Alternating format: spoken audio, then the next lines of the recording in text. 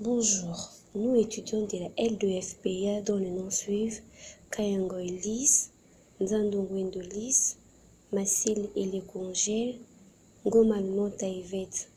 Dans le cadre de ce cours de politique et stratégie d'entreprise, nous allons vous présenter un tutoriel qui nous aidera à utiliser les fichiers permettant de faire les diagnostics et monter des stratégies propres à une entreprise afin de résoudre le problème concret dans son contexte local. Moi, étudiante Kayango Elise, je vais essayer de présenter la première partie qui nous donne les informations générales de notre entreprise. Premièrement, ici, nous donnons d'abord le nom de la compagnie, le nom de notre entreprise et quel segment que nous allons développer, dans quel secteur. Exemple, si c'est les commerces dans le secteur tertiaire, quels sont les produits que nous allons mettre dans notre entreprise, le nom du dirigeant de l'entreprise, mettre les statuts de notre dirigeant, les statuts du dirigeant de l'entreprise, situer la localisation de l'entreprise, voir si l'entreprise se localise dans combien de pays, soit si elle se localise juste en Afrique, le nombre d'entreprises ou la localisation de l'entreprise, voir si cette entreprise est une entreprise privée ou publique, voir aussi si on a des entreprises parents à nous, dans le sens, par exemple, si je me développe dans une boutique ou par exemple je me développe dans une boutique, voir si j'ai des concurrents par rapport à cette boutique, voir s'il y a mon concurrent qui fait la même activité que moi. Et après, les nombres d'années de notre entreprise, la compagnie, elle va durer combien de temps, et puis quelles sont les stratégies que nous allons mettre en place pour notre entreprise.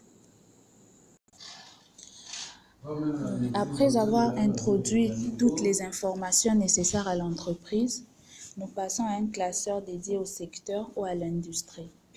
En ouvrant la feuille, la première information à introduire est relative à la somme des ventes du secteur.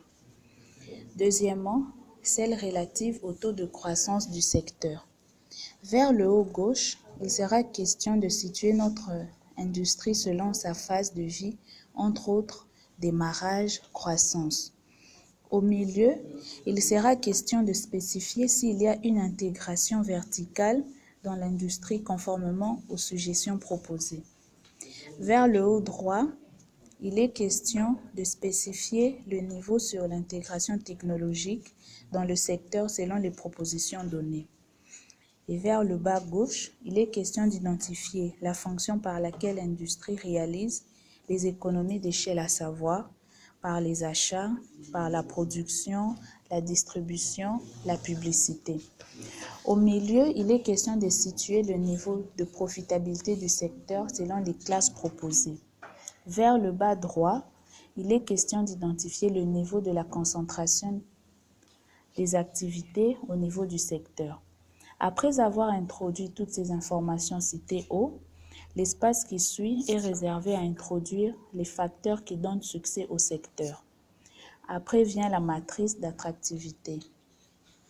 Pour remplir cette matrice, il sera question de lister les facteurs qui attirent les opérateurs dans le secteur, et cela dans la première colonne. Et dans la deuxième colonne, il est question de faire une pondération, soit cotation de chaque facteur attractif par rapport à son poids au secteur. La troisième colonne est réservée à une évaluation fixée sur l'entreprise sous étude. Cette évaluation fait allusion à une cotation que nous attribuons à l'entreprise sous étude par rapport aux facteurs attractifs. Et la quatrième colonne, qui est la dernière, est une colonne qui portera sur les résultats de notre pondération. Et ces résultats qui seront gérés de manière automatique. C'est l'étudiante Nzandongwendo Lise. Pour qu'une entreprise soit compétitive, ça ne dépend pas que de ses forces en interne, mais aussi de la capacité de l'environnement externe. C'est pourquoi sur ce classeur, nous allons faire l'analyse 5 forces plus 1. Nous allons vous montrer comment faire l'analyse de 5 forces plus 1 de Michael Porter sur ses fichiers Excel. Premièrement, il faudra identifier les concurrents. Nous voyons à la première ligne, il faudra écrire premièrement le nom de l'entreprise. Et dans les autres lignes qui suivent, d'écrire le nom des concurrents. Deuxièmement, il faudra identifier les consommateurs de nos produits. Qui vont consommer les produits de Nodas? Troisièmement, il faudra identifier les fournisseurs. Qui seront nos fournisseurs? Qui pourront nous fournir les produits de Nodas? Quatrièmement, il faudra identifier les produits substituables à nos produits. Cinquièmement, il faudra identifier les potentiels entrants. Ici, il faudra répertorier les entreprises qui font la même chose que notre entreprise. Et après, nous ferons alors une analyse de 5 forces plus 1 de Michael Porter. La première force de Michael Porter est l'intensité concurrentielle. Pour identifier le niveau de l'intensité de la concurrence, cela dépend du type de marché. Si par exemple nous sommes dans une situation de monopole, cela n'est pas nécessaire de faire cette analyse. Deuxièmement, nous avons le pouvoir de négociation du client. Il faudra identifier le pouvoir de négociation du client. Cela se mesure comme suit. S'il y a beaucoup de clients, ils ont un pouvoir de négociation qui sera faible. Par contre, s'ils sont peu, leur pouvoir de négociation sera fort. Troisièmement, la troisième force, nous avons le pouvoir de négociation du fournisseur. Pour les fournisseurs, on va mesurer par s'ils sont moins nombreux, ils auront un pouvoir de négociation qui sera fort. Et s'il y a peu de fournisseurs et si les fournisseurs sont nombreux sur le marché, ils auront un pouvoir de négociation qui sera très faible.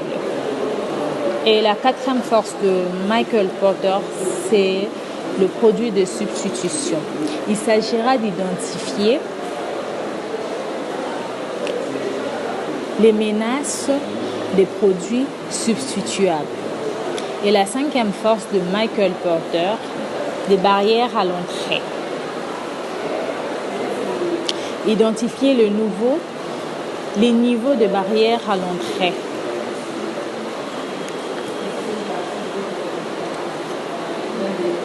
C'était donc voilà donc comment remplir ce classeur.